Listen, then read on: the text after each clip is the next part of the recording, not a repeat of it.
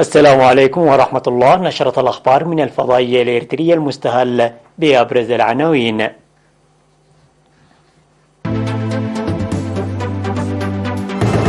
الرئيس سياس أفورقي يهنئ الرئيس البرازيلي لولا دي سيلفا.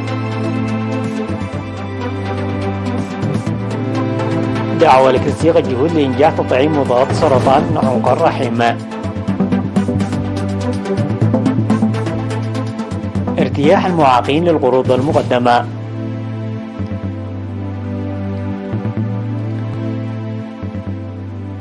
القمة العربية في الجزائر تختتم يومها الأول.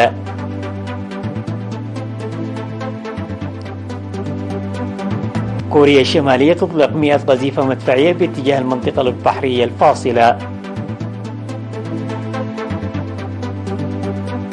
مقتل 5 ضباط من الشرطة في هجوم على سجن في الإكوادور.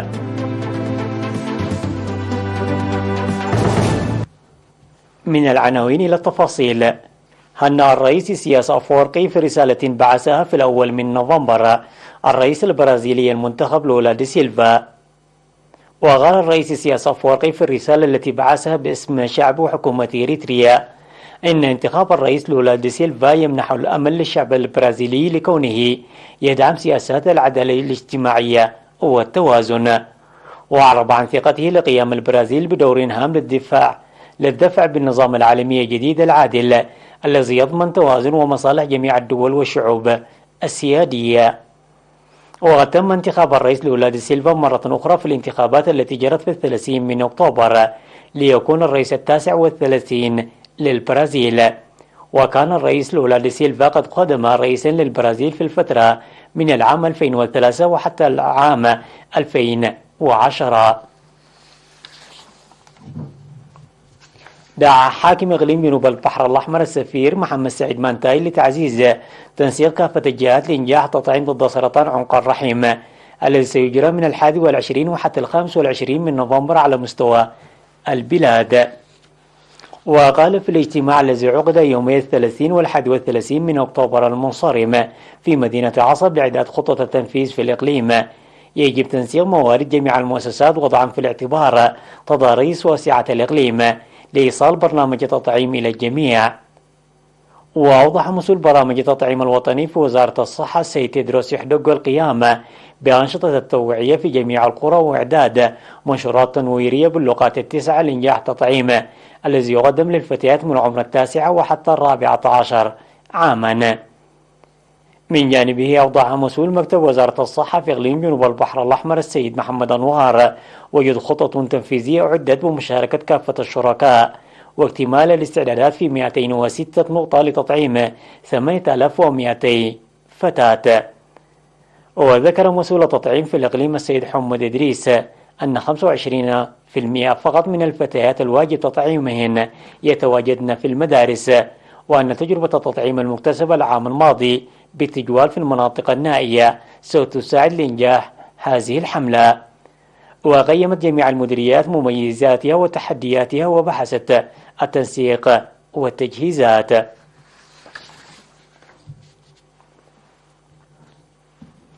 أعلن معقول الحرب في إقليم عنسبة أن القروض التي حصلوا عليها ساعدتهم كثيرا لتحسين حياتهم المعيشية.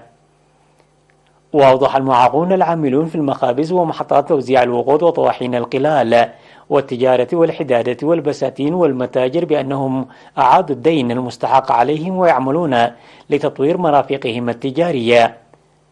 وقال مسؤول جمعية معاقي الحرب في إقليم عنسبة السيد شامولي والدقرقيس أن التأهيل والقروض تحدد بطلبات المعاقين، وتقدم الجمعية القروض بعد دراسة أوضاع المشروع وموقعه. وذكر تقديم أكثر من 30 مليون نقفا ل 1590 معاقا في السنوات 29 الماضية، وقد تم إعادة أغلب الدين. وأشار إلى وجود وحدة خاصة تتابع أوضاع المرأة المناضلة المعاقة إلى جانب التأهيل العام الذي يجرى لمعاقي الحرب، وأن هنالك اهتمام استثنائي للمسؤولية الإضافية لرعاية الأسر. ودعا لتأطير معاقو الحرب غير المنضمين في الجمعية للحصول على الفرص التي تخلقها الجمعية. يضم فرع جمعية معاقي الحرب في إقليم عنسبة 2218 عضوا.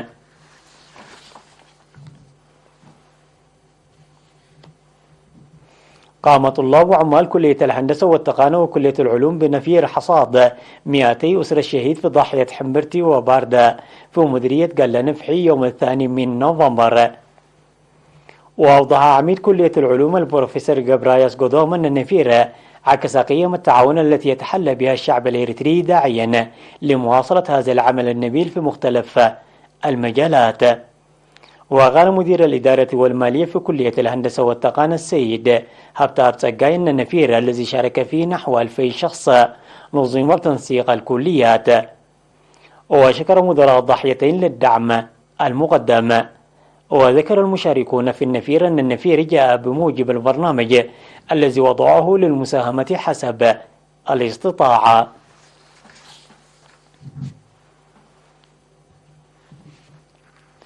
عقدت في حقا سيمينار بتعاون مكتب القانون والنظام والشرطة لأصحاب المرافق الخدمية حول العمل القانوني. وتناول سيمينار أهمية العلاقة الصحية بين أصحاب العمل والعمال والعمل القانوني ودوره ومساهمة الشرطة الأهلية وتأثير المشروبات الكحولية على القصر والنظافة والسيطرة على الجرائم والمخالفات وأضرار المواد المنتهية الصلاحية. ودعا قائد مركز شرطة مديرية حقات الرقيب محمد نور محمد علي أصحاب المرافق الخدمية للعمل المسؤول لمكافحة الجريمة وضمان أمن محيطهم. من جانبه أوضح مسؤول القانون والنظام السيد زيناوي ستيفانوس التعليمات الجديدة الموجهة للمرافق الخدمية داعيا المرافق الخدمية للاهتمام بالنظافة واتباع الأساليب القانونية.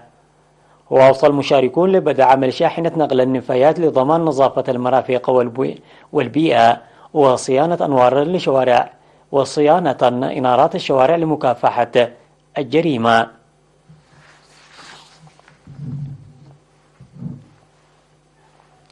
الأخبار العالمية بعد فاصل قصير.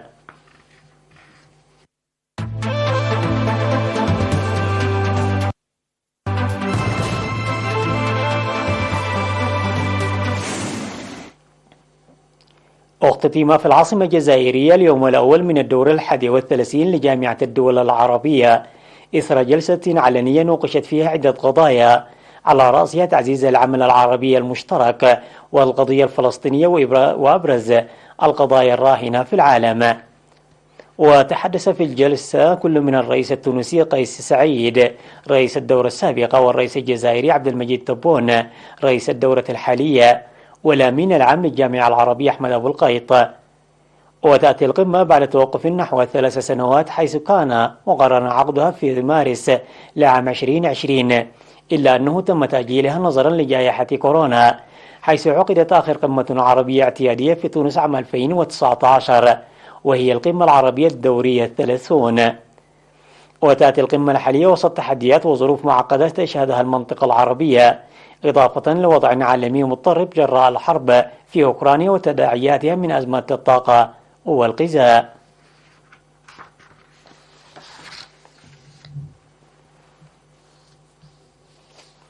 أفاد الجيش الكوري الجنوبي أن بيونغ يانغ أطلقت 100 قذيفة مدفعية باتجاه المنطقة البحرية الفاصلة بعد ساعات على إطلاق مجموعة من الصواريخ سقط إحداها قرب المياه الإقليمية الكورية الجنوبية.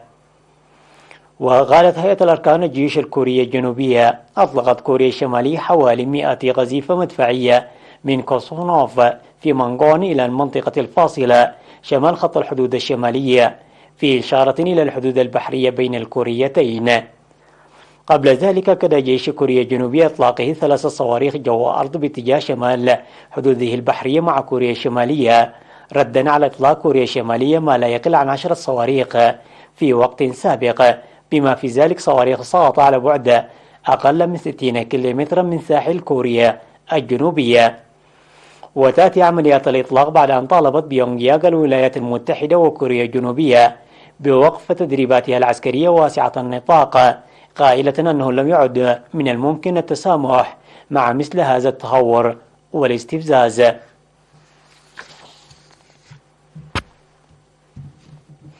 قالت السلطات أن اشتباكات بين سجناء مسلحين بالبنادق والسكاكين داخل سجن لاتوكواناغ بواسطة الإكوادور خلف 15 قتيلا على الأقل و20 جريحا. ورجع المسؤولون القتال إلى جماعات تهريب المخدرات الوطنية والدولية التي حولت سجون الدولة الواقعة في جبال الأنديز إلى ساحة لمذابح متكررة، حيث تناضل الجماعات من أجل حقوق توزيع الطاقة والمخدرات. وأكدت دائرة السجون الوطنية في الإكوادور عدد القتلى في سجن لاتوكوانغ الواقع على بعد 50 ميل جنوب العاصمة كويتا. لا يزال العملاء يبحثون في أجنحة السجن عن الجثث.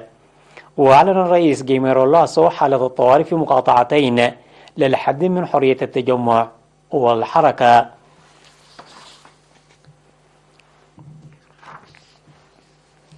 أطلقت شركة سبيس إكس الفضائية ما قالت أنه أقوى صاروخ تشغيلي في العالم من طراز هيفي فالكون من مركز كندي للفضاء التابع لإدارة الطيران والفضاء الأمريكية ناسا في كيب في كانافيرال بولاية فلوريدا. وانطلق فالكون هيفي أقوى صاروخ في العالم من إحدى منصات إطلاق سبيس إكس حاملا قمرين صناعيين تابعين للقوات الفضائية الأمريكية ومجموعة من الأقمار الصناعية الأصغر إلى الفضاء. وتمثل المهمة والاستخدام للصاروخ من قبل القوات الفضائية، وهي فرع للجيش الأمريكي تم إنشاؤه في عهد الرئيس السابق دونالد ترامب للإشراف على الكثير من الأنشطة الدفاعية لوزارة الدفاع الأمريكية البنتاغون في الفضاء.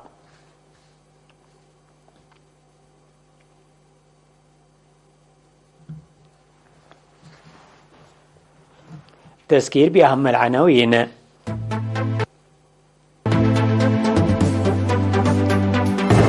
الرئيس سياس أفورقي يهنئ الرئيس البرازيلي لولا دي سيلفا. دعوة لتنسيق الجهود لإنجاح تطعيم مضاد سرطان عنق الرحم. ارتياح المعاقين للقروض المقدمة.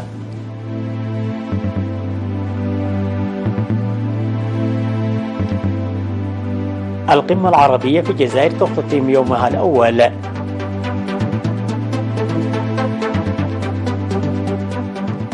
كوريا الشمالية تطلق 100 قذيفة مدفعية باتجاه المنطقة البحرية الفاصلة.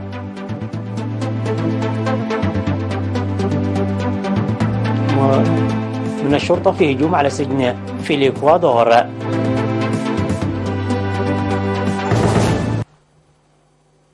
وصلنا إلى ختام النشرة، في أمان الله.